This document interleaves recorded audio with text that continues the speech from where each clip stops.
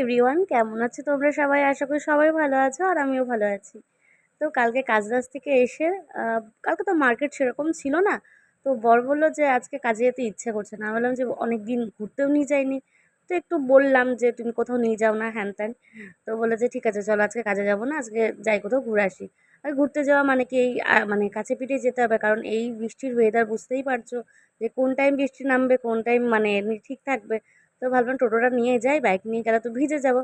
আর দেখো বাইরে হাওয়াও চলছিল, ওয়েদারটা দারুণ ছিল কালকে। তো ভাবলাম সামনে থেকেই মানে মলে গেছিলাম আর কি টুকিটাকি জিনিস নিতে, আমাদের এখানে গ্যালাক্সি মলে। এদিকে দেখো চলেও এলাম আমরা গল্প করতে করতে বরের সাথে। তো একটু মলটা ঘুরে নিলাম, পুরোটা তো ঘুরিনি কারণ আমাদের দেরি হয়ে যাবে বলে, যে বাড়িও ফিরতে হবে আবার। তো টুকিটাকি জিনিস নিয়েছিলাম, কিছু কিছু জিনিস আমার দরকার ছিল যেগুলো নিতে গেছিলাম কিন্তু ওগুলো পাইনি, আর অনেকগুলো পেয়েছিলাম। তারপর গেছিলাম ফুচকা খেতে, আমি অনেকক্ষণ থেকে বলেছিলাম আমি ফুচকা খাবো, আমরা যেখানে থাকি না সেখানে ফুচকা পাওয়া যায় না, যদিও বা পাওয়া যায় তো একটু দূরে। তো আমি একার জন্য খেতে যাই না আর কি, মানে ওর সাথে বেরোলেই আমি যাই বা এনে দেয় আমাকে।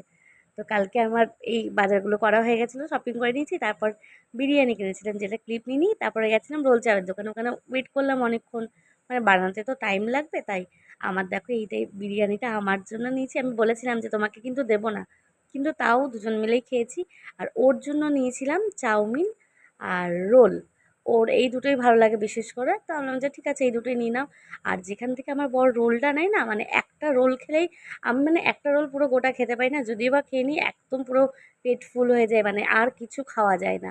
নিয়ে তো নিয়েছি তিনটে জিনিস, কিন্তু খাবারের টাইমে জানো একদম মানে খেতে পারছিলাম না, যে দুজনের পেট ভরে গেছে, যে এতটা খাবার হয়ে গেছে।